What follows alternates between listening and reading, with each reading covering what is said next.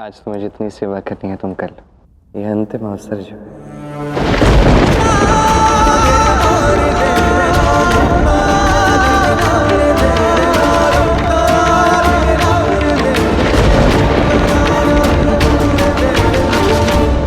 क्या हुआ हनुमान, ऐसे अकस्मात रुक गए आप?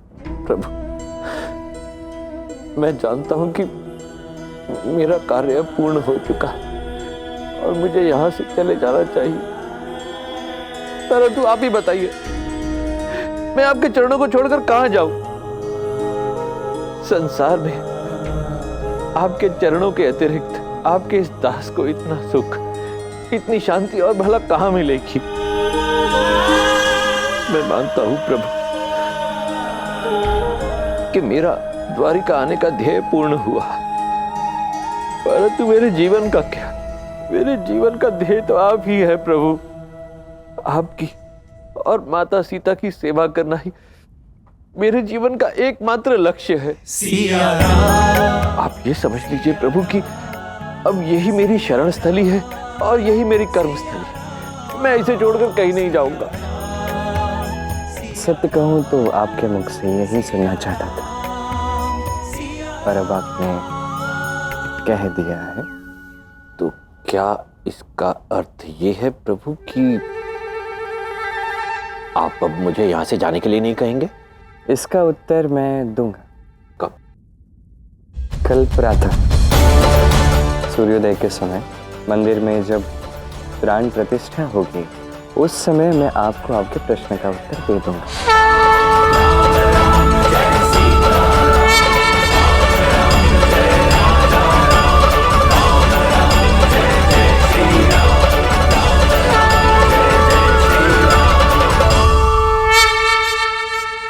हनुमान ने अपने मन की बात कह दी है। श्री कृष्ण तो यही सुनना चाहते थे, तो अब श्री कृष्ण हनुमान को जाने के लिए कैसे कह सकते हैं? श्री कृष्ण के मन की बात कोई तभी जान सकता है जब स्वयं श्री कृष्ण उसे वो बात बताना चाहें।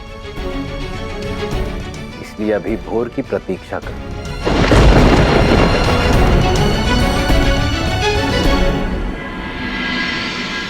मेरे प्यारे द्वारका वासियों, इस मंदिर का निर्माण हम द्वारका की सीमा पर इसलिए कर रहे हैं ताकि यहाँ स्थापित होने वाले देवता युगों युगों तक हमारे द्वारका की रक्षा करें।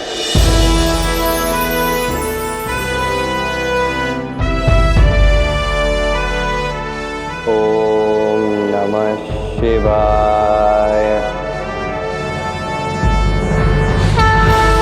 ओम नमः शिवाय। गौरी, श्री कृष्ण ने मेरा आह्वान किया है। किंतु इस महादेव, वहां उस मंदिर के आयोजन में आपकी क्या आवश्यकता है? क्या श्री कृष्ण आपकी मूर्ति की स्थापना करने जा रहे हैं? ये सोचना मेरा कार्य नहीं। मैं इस समय केवल इतना जानता हूं कि मेरे प्रभु ने मेरा आह्वान किया है, मुझे जाना ही होगा। ओम नमः शिवाय।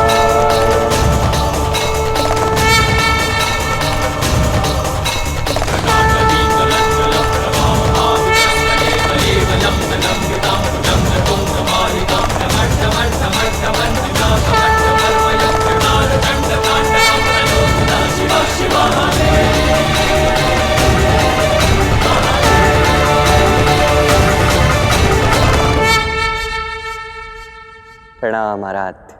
प्रभु, आपने मुझे पुकारा। आज आपके मंदिर की स्थापना हो रही है, तो सोचा क्यों ना आपकी आज्ञा ली जाए। मेरी आज्ञा की क्या आवश्यकता है प्रभु? मुझे तो ऐसा प्रतीत हो रहा था जैसे आप मेरे ही अंश की प्राण प्रतिष्ठा इस मंदिर में करने जा रहे हैं। आपका अंश भी तो आप ही है ना आराध्य। वैसे भी बिना आपके ये स्थापना संभव नहीं।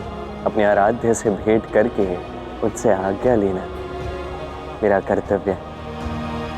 अंततः आपका सबसे बड़ा भक्त जो। प्रभु, आपका कथन सत्य है।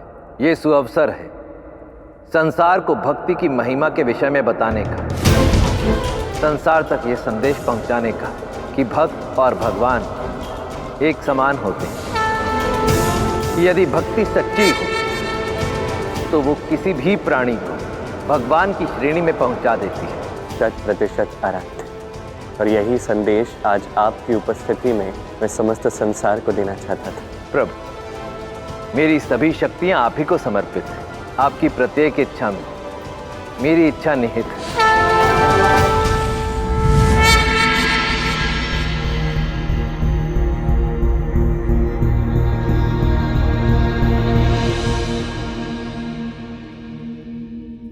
महादेव स्वयं यहाँ उपस्थित थे और उन्होंने हम सभी को आशीर्वाद दिया है।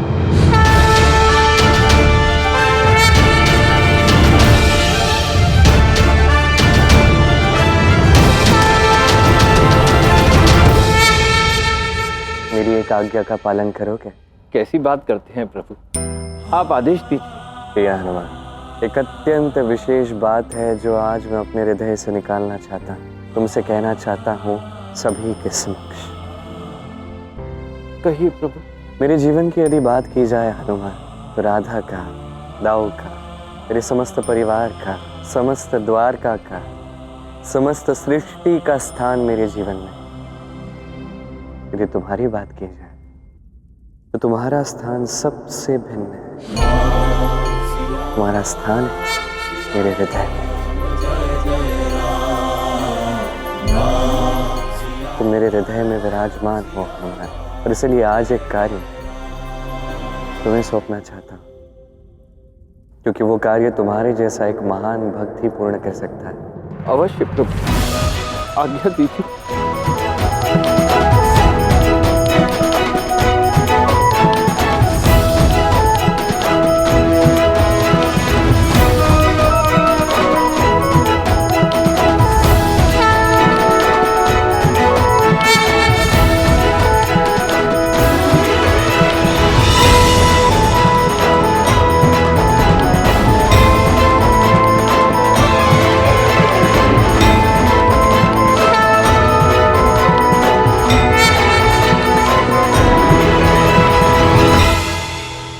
आसन ग्रहण कीजिए हनुमान। नहीं नहीं प्रभु, मैं बैठ जाइए हनुमान।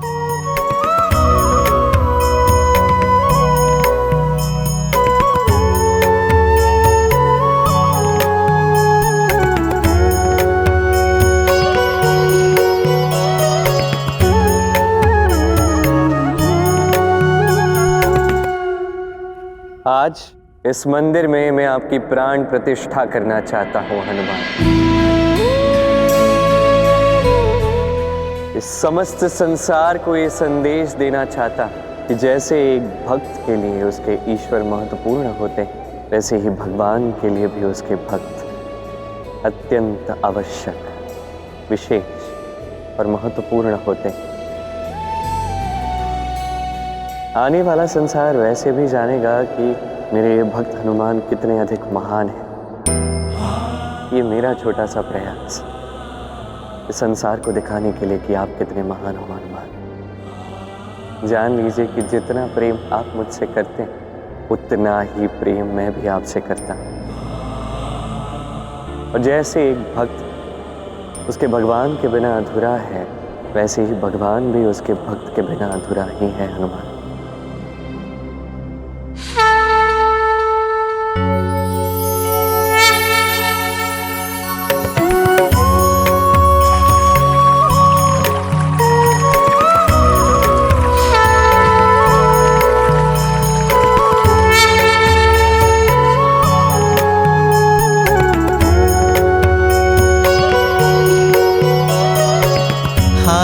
वज्र और ध्वजा विराजे, कांधे मूंज जनेऊ साजे।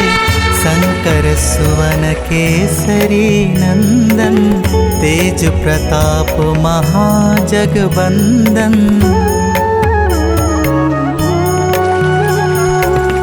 विद्यावान गुणी अति चातुर, राम काज करिबे को आतुर। प्रभु चरित्र सुनिबे को रसिया, राम लखन सीता मन बसिया। सिया राम, सिया राम, सिया राम।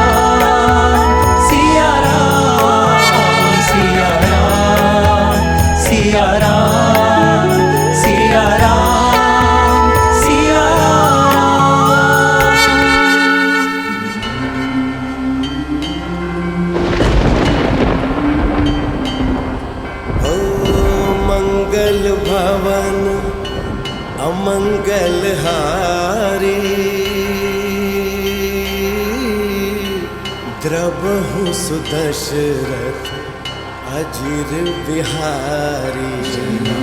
सिया राम सिया राम जय जय राम, जय राम सिया राम जय जय राम। हनुमान, आपकी प्राण प्रतिष्ठा इस मंदिर में पूर्ण हो ही चुकी।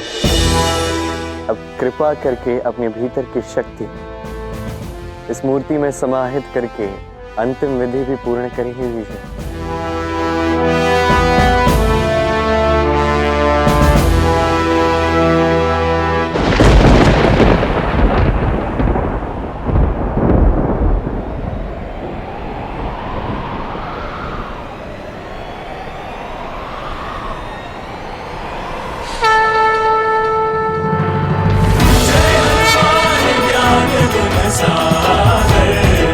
जय कपीस तिहु लोक उजागर,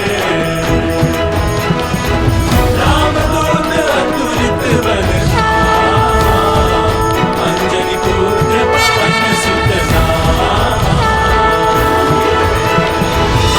पुत्र हनुमान जय हो महाबली हनुमान, श्री राम भक्त हनुमान जय हो बजरंगी भगवान।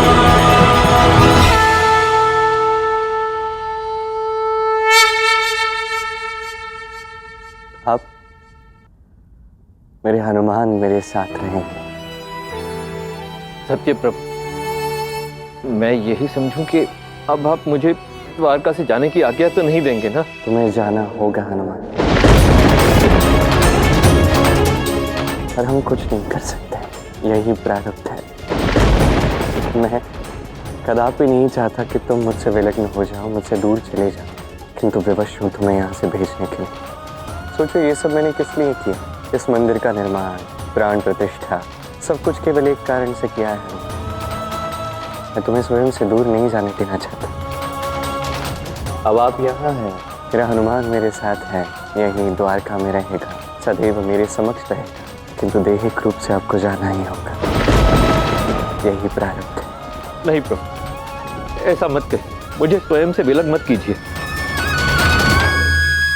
हमें विलग्न होना होगा हनुमान। हनुमान, मेरा ये शरीर, मेरा ये रूप, ये अवतार, ये नश्वर है। कुछ कार्य है जो करने के लिए मैं अवतरित हुआ था। एक बार वो कार्य पूर्ण हो जाएंगे तो मेरा अंत भी अवश्यम भावी, और मैं नहीं चाहता कि मेरे अंत के समय आप आ रहे हैं, क्योंकि हम दोनों भली भांति जानते हैं आप कभी मेरा अंत होने ही नहीं दोगे।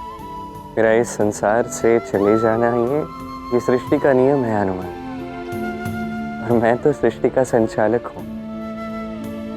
इस नियम को टूटने कैसे दे सकता? नियम संचालन आप जानिए प्रभु, मैं केवल एक बात जानता हूँ, मैं अपने प्रभु के जीवन पर कोई आंच नहीं आने दूंगा। आप यही चाहते हैं ना कि मैं यहाँ से चला जाऊं? मैं चला जाऊंगा, परंतु आपके जीवन पर कोई आंच नहीं आने दूंगा प्रभु। जैसे भ्राता लक्ष्मण के प्राणों पर संकट आया था, बस संजीवनी बूटी ले आया था, ऐसे ही यदि आपके प्राणों पर कोई संकट आएगा ना प्रभु, तो संसार की कोई भी औषधि, कोई भी जड़ी बूटी होगी, मैं आपके लिए ले आऊंगा, लेकिन आप पर आंच नहीं आने दूंगा प्रभु। मैं आपका दास हूं प्रभु, आपके आदेश को तो टाल नहीं सकता। आपने कहा ही तो द्वारका छोड़कर चला जाऊंगा, परंतु वचन देता हूं प्रभु, यदि भविष्य में कभी भी कोई भी संकट, कोई भी विपदा आपकी ओर आएगी ना, तो मैं मार्ग में ही उसे नष्ट कर दूंगा, अपने प्रभु तक नहीं पहुंचने दूंगा।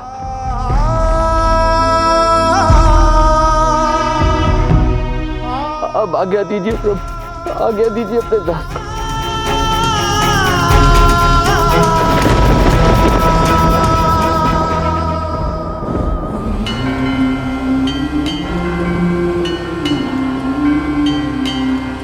हो मंगल भवन अमंगल हारी,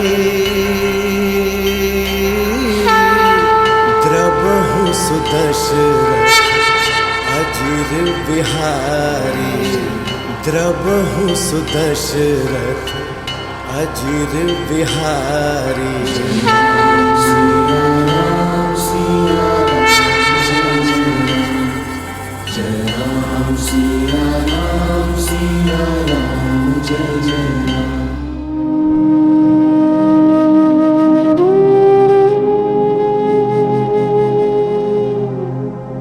अच्छा देवी राधा, अब आज्ञा दीजिए। पता नहीं अब कब इतना सारा प्रेम और इतना सारा स्वादिष्ट भोजन तुम्हें खाने को मिलेगा। हनुमान जी, आपके लिए ढेर सारे लड्डू बनाए हैं, खाकर जाइएगा। आज तो प्रेम से ही मैं तृप्त हो गया।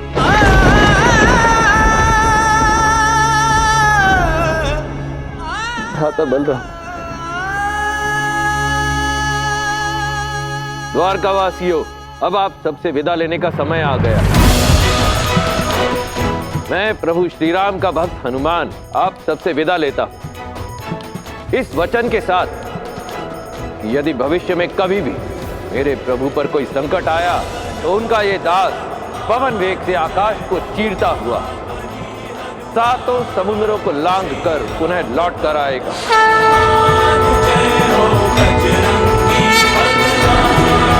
तब तक बोलते रहिए, जय सिया राम, जय सिया राम, जय राधा कृष्ण, जय राधा कृष्ण।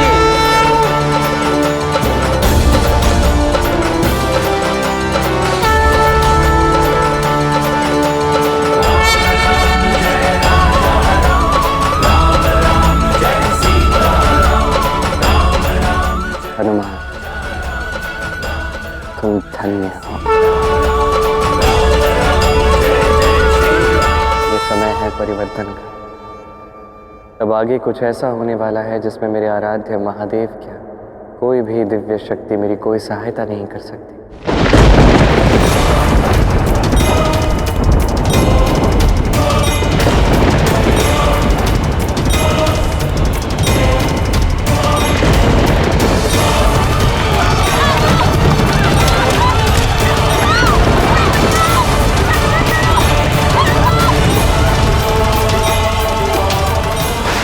महादेव, ये कैलाश के शांत वातावरण में कोलाहल क्यों छा गया है?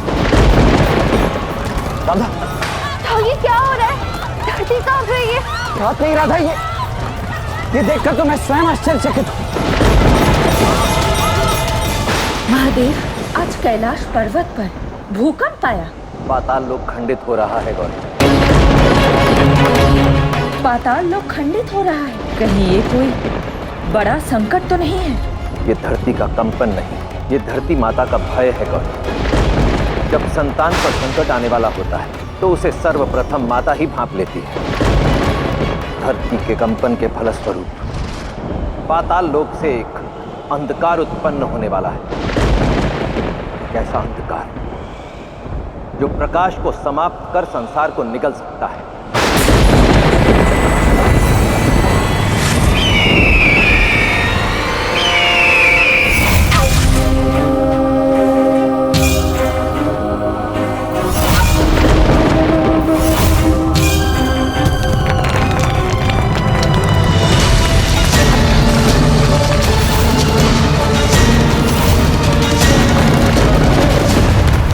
कैसा अंधकार महादेव? वो जो धन संपदा समृद्धि के विरुद्ध है, जो धान्य नहीं भूख देती, जो प्रेम नहीं विलाप देती, जो तमस तनाव क्रोध शोक रोग है, जो लक्ष्मी नहीं अलक्ष्मी है, अलक्ष्मी है।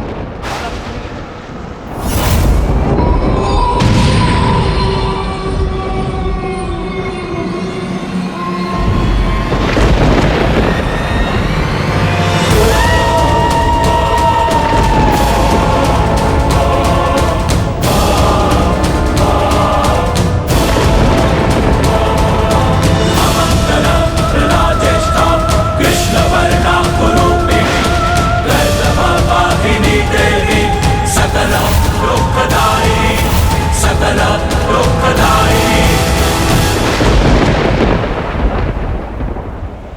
मेरी प्रतीक्षा का अंत हुआ।